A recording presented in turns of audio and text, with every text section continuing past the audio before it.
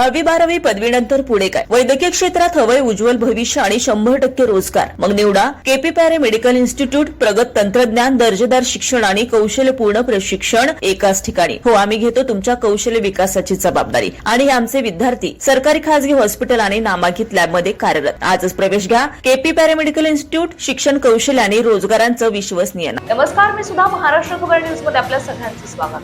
पुण्यात पुन्हा एकदा लॉरेन्स बिश्नोई टोळीने धुमाकूळ घातलाय. एका प्रसिद्ध रील स्टार व्यावसायिकाला आधी करोडोंच्या खंडणीसाठी धमकीचा फोन येतो आणि तो व्यावसायिक पोलीस ठाण्यात तक्रार नोंदवत असतानाच मागून त्याच्या कंपनीवर थेट 4 राऊंड गोळीबार केला जातोय.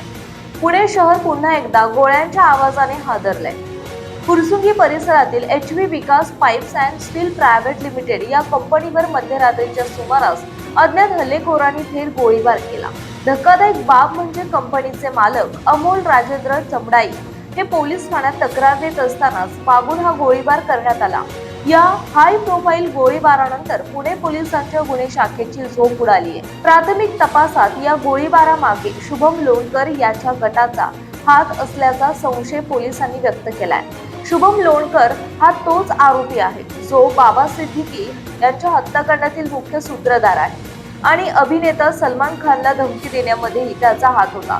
राजस्थानमध्ये सैन्य भरतीसाठी गेला असताना शुभमचा संपर्क बिश्नोई टोळीशी आला आणि त्याने पुण्याच्या वारजे परिसरातून तरुणांची भरती करून बिश्नोई गँगचे एक मोठे जाळे पुण्यात तयार केले.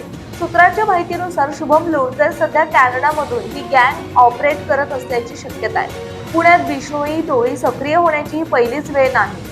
यापूर्वी पिंपरी चिंचवड परिसरातील एका फर्निचर मॉलवर झालेल्या गोळीबारातही बिश्नोई गँगचंच नाव समोर आलं होतं आणि आता थेट फुरसुंगीत उद्योजकाला टार्गेट केल्याने पुणे शहर आणि ग्रामीण भागात बिश्नोई टोळीची घुसखोरी किती खोलवर झाली आहे हे स्पष्ट होत आहे. सध्या फुरसुंगी पोलीस ठाण्यात गुन्हा दाखल करण्यात आला असून आरोपींचा शोध घेण्यासाठी पोलिसांची विशेष पथके रवाना झाली आहेत.